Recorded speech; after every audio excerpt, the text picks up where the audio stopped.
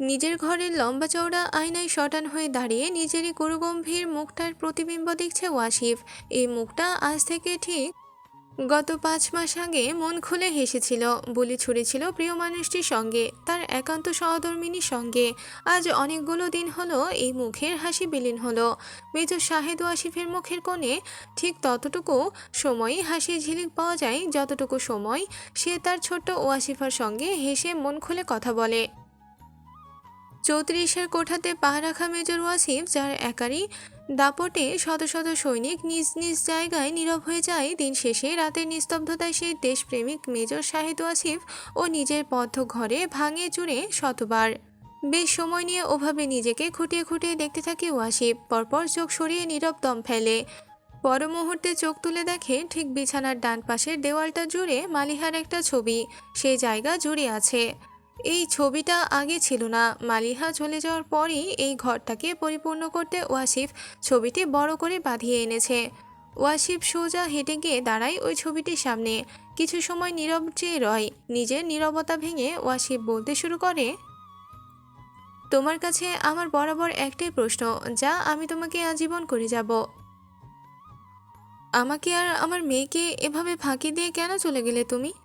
আমার একার উপর এত বড় দায়িত্ব কেন দিলে? ওয়াসিফ একাই কথাগুলো বলে, ছবি তো আর কথা বলে না কখনো। কিছু সময় চুপ থেকে ওয়াসিফ ফের বলে, তোমার মনে আছে মালিহা, আমাকে তুমি প্রায় একটা কথা জিজ্ঞেস করতে, হয়তো তুমি আমাকে ভীষণ পরিমাণ মিস করতে। আচ্ছা, ধরুন আমি মারা গেলাম, তখন আপনি কি করবেন? একা থাকবেন, নাকি আবারও নতুন করে জীবন সাজাবেন, বিয়ে করবেন কাউকে? আমি মৃদু হেসে তেতে উঠে তোমাকে জাস্ট চুপ করিয়ে দিয়ে কথার প্রসঙ্গ ঘুরিয়ে নিতাম। তোমাকে সেভাবে এ কথার জবাব দেওয়া হয়নি আমার। আমি কি করে জানবো বলো তো, আমি এত মন্দ কপাল নিয়ে দুনিয়ায় এসেছি? আমার মনে তো আগে কখনো আসেনি আমি তোমাকে এত অল্প সময়ে হারিয়ে ফেলবো। ওয়াসিফ বাম হাতের কাছ থেকে একটা চেয়ার টেনে বসে ছবিটির মুখোমুখি কিছু সময় দম নিয়ে বলে, তুমি চলে গেছো আজ ঠিক 4 মাস 17 দিন হলো। আমাদের মেয়ে ওয়াসিফার বয়সও ঠিক 4 মাস 17 দিন। তুমি চলে যাওয়ার 15 দিন পর আমাকেও নিজের সঙ্গে এক প্রকার যুদ্ধ করে নিজের কর্মজীবনে ফিরতে হয়। আম্মা, আতিকা, সাজু, নিধি মিলে আমাদের মেয়েটার যত্ন করে এসেছে এতগুলো দিন। আচ্ছা বলো তো, কে কতদিন এভাবে ওকে দিন দিন দিন গুণে বড় করার দায়িত্ব নিবে? বাড়িতে আরও 3টে ছোট বাচ্চা আছে, নিধির যমজ 2 ছেলে, ওরা যে কি বিচ্ছু, ওদেরকে ফেলে নিধির পক্ষে কি ওয়াসিফার দেখভাল করা সম্ভব? আগামী মাসে সাজু শাহিনের সঙ্গে চট্টগ্রাম চলে যাবে। এদিকে আতিকার সামনে উচ্চ মাধ্যমিক পরীক্ষা। এক একটা ক্লাস যে মেয়েটা টপ রেজাল্ট করে এলো, শুধুমাত্র আমাদের মেয়ের পিছনে সময় দিয়ে রেজাল্ট 19-20 হলে আমি তো তাকে কিছুই বলতে পারবো না। বিনিময়ে আমাকে শুনতে হবে, ভাইয়া ওয়াসিফাকে দেখেছি না, আরও বাকি রইল আম্মা, তার বয়স আর রোগের বিবরণ তো তোমার নখদর্পণে ছিল। এতটুকু বলে ওয়াসিফ থামে, মাথা উঁচু করে ছবিটির দিকে তাকিয়ে আলতো হেসে বলে, কি ভাবছো? মেইন পয়েন্ট না বলে তোমাকে এত এত ব্যাখ্যা কেন দিচ্ছি? গত 2 বছরের অভ্যেস যে তোমাকে প্রতিটি কথার বিবরণ দেওয়া। জানো, মা যখন মানুষগুলোর এত এত অসুবিধা আমার কাছে তুলে ধরলো, নিজেই একবার সিদ্ধান্ত নিলাম চাকরিটা ছেড়ে দিয়ে বাড়িতে ফিরে মেয়ে মানুষ করব। পরবর্তীতে আবারও ভেবে দেখলাম, আমি কি আদৌ পারবো একা হাতে ওয়াসিফাকে মানুষ করতে? সম্ভব কি? এক পর্যায়ে আমি ঠিক এই জায়গাটাতেই হেরে বসে আছি মালিহা, আমি হেরে বসে আছি। পুনরায় চেয়ারে ঠেস দিয়ে বসে ওয়াসিফ, তার চোখগুলো সিলিংয়ের দিকে। এভাবে গত হওয়া একটা রাত কথা চলে তাদের, অজস্র কথা আর কথার ব্যাখ্যা। মেজর শাহেদ ওয়াসিফ এত এত কথা বলে তার মনের খচখচানি কমায়, আর নীরবে ছবিটির দিকে নিষ্পলক তাকিয়ে থাকে। মস্তিষ্ক জুড়ে বিচরণ করে কত শত কথা আর স্মৃতি। সকাল সকাল ঘুম থেকে উঠেই ধারা বটি আর পিড়ে পেতে বসেছে নদীর মাছগুলো কাটতে। আজই সকালে মামা জেলেপাড়া থেকে টাটকা এই মাছগুলো এনেছে। এ আর নতুন নয়, মামা যখনই বাড়িতে কোনো মাছ মাংস আনে, সেসবে এবারে কেউ হাত না ছোঁয়ালেও ধারার কাঁধে বরাবরই পড়ে এসবের কাজের দায়িত্ব। সবে উঠানে কেবল রোদের ঝলক পড়তে শুরু করেছে।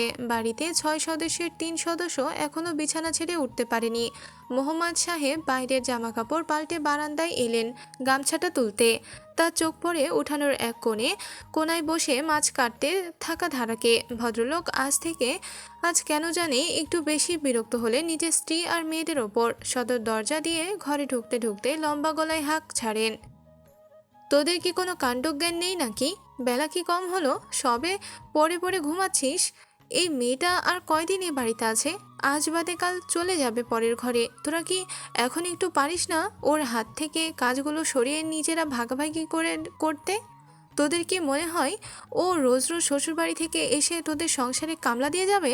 বাবার ধমকানিতে আড়মোড়া ভাঙে একে একে লোপার আর লুইপার।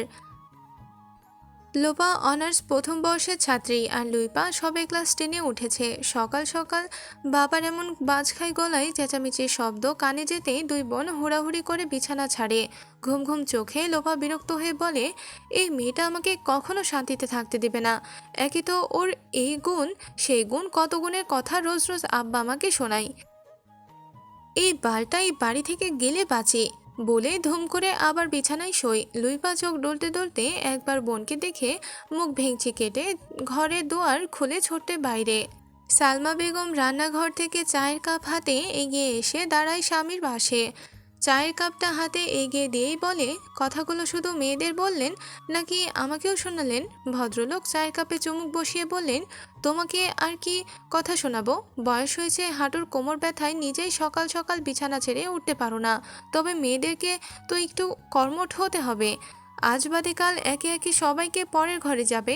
সালমা বেগম শাড়ির আঁচলে কাট টেনে বসলো পাশের চৌকিতে। পানের বাটা থেকে পান গোছাতে গোছাতে বললেন, ও বাড়ি থেকে যৌতুকের কথা কিছু জানিয়েছে আপনাকে? ভদ্রলোক এক পলক তাকায় স্ত্রীর দিকে, বলে, তোমার কি মনে হয় তারা যৌতুক চাওয়ার মতো ফ্যামিলি? অত শত বুঝি না বাবু। তাদের যদি কোনো চাওয়া পাওয়া থাকে তাহলে আগেই বলতে বলবেন। পরে মেয়েকে মারধর করে এখানে আবার উঠিয়ে দিয়ে যাবে, এসব কিন্তু মোটেও চলবে না। ভদ্রলোক এমন কথায় সামান্য হেসে বলেন, তুমি আসলেই মানুষ চিনতে বরাবরই ভুল করো সালমা। তোমার ধারণা ওরা যৌতুক চাইবে? ভুল। ওরা শুধু আমাদের মেয়েটাকেই চাইছে। শুধু মেয়ে চাইলেই ভালো, তবে তাদেরকে জানিয়ে রাখবেন মেয়ের কিন্তু কুল কিনারা কিছুই নেই, সম্পদ তো দূরে থাক। সেসব নিয়ে তোমাকে ভাবতে হবে না। শাহিনুর আপা সব কিছুই জানেন। জানলেই ভালো। পুনরায় আরও একটিবার মেজর শাহেদ ওয়াসিফ নিজেকে আয়নায় পরখ করে। গতবারের মতো এবারেও তার গায়ে উঠেছে সাদা শুভ্র রঙের পাঞ্জাবি। বলিষ্ঠ পেটানো শরীরটাতে সাদা রংটা ফুটেছে বেশ।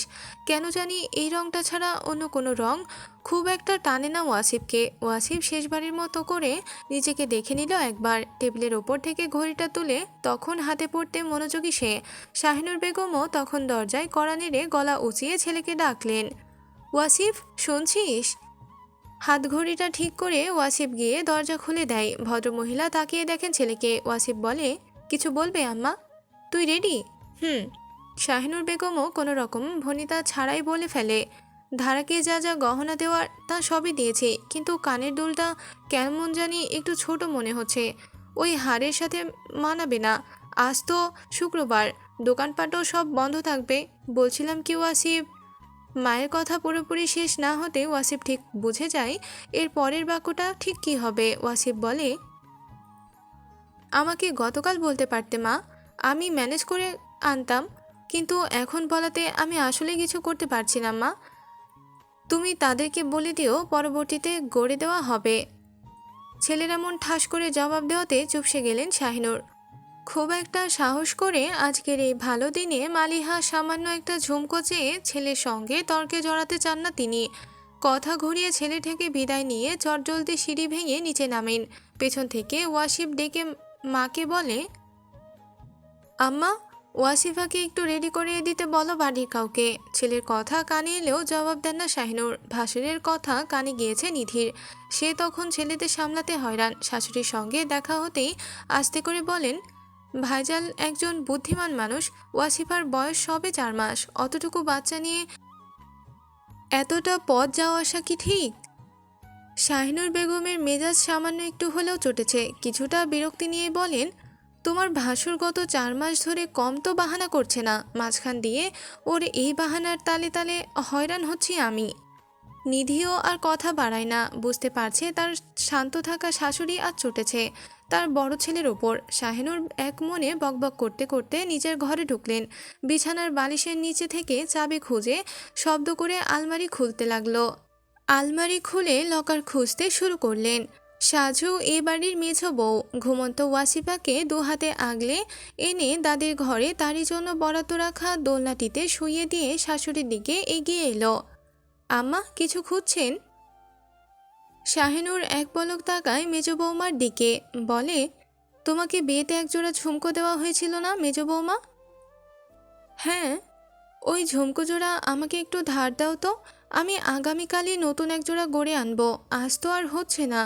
সমস্যা নেই আম্মা, আমি গত সপ্তাহই আপনার ছেলেকে দিয়ে পলিশ করিয়ে এনেছি, একেবারে নতুনের মতোই আছে, আমি এনে দিচ্ছি। বিয়েটা একটা মেয়ের মধ্যে যে আনন্দের অনুভূতি জাগায় ধারার মধ্যে তার কিছুই নেই, আছে শুধু একরা সংকোচ আর জড়তা। এই তো আজ তাকে ঘুম থেকে জাগতেই কয়েকজন পাড়াতো কাকি সমবয়সী বোনেরা এসে একে একে হলুদ মাখিয়ে মিষ্টি মুখ করিয়ে ঘরে তুলে দিয়ে গেল। তারই এক সময়ের স্কুল জীবনের বান্ধবী মিতুল গতকালই এসেছে বাপের বাড়িতে অন্য আরেকজনের কাছ থেকে ধারার বিয়ের খবর পেতেই আজ সেই ধারাকে বউ সাজে সাজালো। ও বাড়ি থেকে পাঠানো লাল বেনারসি শাড়ি উঠেছে ধারার গায়ে। খুব একটা প্রসাধনী না লাগলেও সামান্য একটা শাড়িতে মেয়েটার সৌন্দর্য যেন আরও কয়েক গুণ বৃদ্ধি পেয়েছে। ধারাকে সাজিয়ে মিতুল সহ আরও কয়েকজন পাড়াতো বোনেরা এসে কত কথা বলে হাসি মজা করছে। কিন্তু ধারার তাতে খুব একটা ভাবান্তর নেই, সে শুধু শুনছে চুপচাপ তাদের কথা, অথচ তার মন মস্তিষ্ক জুড়ে বিচরণ করছে অন্য কথা, অন্য সব চিন্তা। একটা বিয়ে, একটা পরিবার, পরিবারের এক একটা মানুষ, সব কিছু মিলিয়ে ভবিষ্যতের দিনগুলো ঠিক কেমন যাবে ধারার। খুব অল্প বয়স থেকে যে মেয়েটা নিজেকে ভাঙতে আর গড়তে গড়তে জীবনের 25টা বছর কাটিয়ে দিল, তার জীবনে কি একটু সুখের প্রদীপ জ্বলবে না? হঠাৎই লোপার ঠেস মেরে বলা কথাটাই ধ্যান ভাঙে ধারার। লোপা বলে, তোর কি কপাল রে আপা, বিয়ে করতে না করতেই এক মেয়ের মা হয়ে যাবি। কোথায় বিয়ে থা করে বছরখানেক গায়ে হাওয়া লাগিয়ে ঘুরবি, তা না, বিয়েটা করেই ওই দিন থেকেই কান্না থামাতে হবে তোকে। তোর আসলেই মেলা ধৈর্য রে আপা। লোবার বলা কথাটা ধারা শুনলেও কোনো জবাব দিল না। তবে মৃদুল সহ বাকিরা তাকিয়ে থাকলো লোপার দিকে। তারা আসলে বিষয়টি বুঝে উঠতে পারছে না, এখানে বাচ্চা এলো কোথা থেকে। ধারার বিয়ে যে একজন সেনাবাহিনীর উচ্চপদস্থ কর্মকর্তার সাথে হচ্ছে এই খবর সকলে জানলেও একজন বিবাহিত পুরুষ যার স্ত্রী এই পৃথিবীতে নেই, কিন্তু তাদের ছোট্ট ফুটফুটে একটা মেয়ে সন্তান আছে, সেই খবরটা তো আর কেউ জানে না। এরা মিতুল কৌতূহল থেকে জিজ্ঞেস করলো লোপাকে, কার মেয়ে আর কে কি থামাবে? লোপা ঠোঁট নেড়ে খুব উৎফুল্ল হয়ে বলতে যাবে অমনি লুইপা উঠান থেকে ছুটে এলো ঘরে। দূরের মসজিদ থেকে আসরের আজান ভেসে আসছে। লুইপা হাঁপাতে হাঁপাতে বলে, তোমরা সবাই এসো, আমাদের ধারা আপার বরকে দেখবে এসো। লুইপার কথা শেষ হতে হতে মেয়েরা হুড়োহুড়ি করে ঘর ছাড়ে। এমন মেজর লোক এই গায়ে একটাও নেই। গ্রামের সবার কৌতূহল ঠিক তার ওই পেশাতেই আটকে আছে। কারো কারো তো আবার ধারণা এইসব মেজররা সবসময় 2-4টে বন্দুক পকেটে ভরে হাঁটে, হাঁটতে চলতে চোর গুন্ডা ধরে আর বেদরম মারে। একে একে সবাই যখন ঘর ছাড়লো, লুইপা তখন হেলে দুলে আর তার আপার কাছে গিয়ে বসলো। হাসি হাসি মুখে আপাকে খুঁটিয়ে খুঁটিয়ে দেখতে দেখতে বলে, জানো আপা, লোকটা চমৎকার দেখতে, বেশ লম্বা, তবে গায়ের রংটা তোমার থেকে চাপা। হয়তো ফর্সা ছিল কোনো কালে, রোদে পুড়ে ঝলসে গেছে, তবে কোনো সমস্যা না, তোমার সঙ্গে মানাবে বেশ আপা। ধারা শুধু আজ চুপচাপ সবার ভালো মন্দ কথা শুনে যাচ্ছে, কাকে কি বলে জবাব দিবে তা পারছে না। আজ সত্যিই সে অনুভূতি শূন্য হয়ে পড়েছে। কথাগুলো বলে লুইপা ফের ছুটে যায় বরযাত্রীর আসরে। তার আরেকটু খুঁটে খুঁটে দেখতে হবে তার আপার মেজর বরকে। বিয়েবাড়ির আয়োজনের সমাপ্তি ঘটল ঠিক মাগরিবের পরপরই। 3 কবুলে ফের পবিত্র বিবাহ বন্ধনে আবদ্ধ হলো মেজর শাহেদ ওয়াসিফ। অথচ কি অদ্ভুত ব্যাপার, তার মধ্যে একটুও কোনো অনুভূতি জাগছে না। শুধু মনে হচ্ছে এটা হওয়ার ছিল, এটা হওয়া প্রয়োজন ছিল, তাই হয়েছে, ব্যাস এতটুকুই। বিয়ের কাজ শেষ হতেই যেন ওয়াসিফ আর এক মুহূর্ত এই কোলাহলপূর্ণ পরিবেশে থাকতে ইচ্ছুক নয়। সে এখান থেকে নিজেকে আড়াল করতে চাইছে, আসলেই চাইছে। ঠিক যখন বিদায় মুহূর্ত এলো, নিজেকে সামলে থাকা ধারা আর নিজেই নিজের সঙ্গে পেরে না উঠে মামাকে জড়িয়ে কেঁদে ফেলল। মোহাম্মদ সাহেবের চোখেও আজ পানি টলমল করছে। ধারা যে শুধু তার ভাগ্নি এ কথা যেমন সত্য, তবে ধারা যে তার আরেকটা মেয়েও। দীর্ঘ 20টা বছর সেই এই মেয়েটাকে পেলেছে, অনেকটা আদর আর একটু আধটু শাসন দিয়ে বড় করেছে মেয়েটাকে। সেই মেয়েটিকে আজ বিদায় দিতে বুকের মাঝে এক অদৃশ্য ব্যথা জেগে ধরেছে ভদ্রলোককে। একে একে বোন, মামি সকলের থেকে বিদায় নিল ধারা। এই পুরোটা সময় ওয়াসিফ চুপচাপ ভঙ্গিতে দাঁড়িয়েছিল ঠিক ধারার পাশে। পরপর 3টি গাড়ি সমান বহরে মধুপুর গ্রাম শেখ বাড়ির গেট থেকে বিদায় নিল। রাতের নিস্তব্ধতায় একটি মেয়ে তার পালিত শিখর ছিঁড়ে পাড়ি জমালো নতুন আরেকটি জীবনে, একটি অনাকাঙ্ক্ষিত ভবিষ্যতের পথে।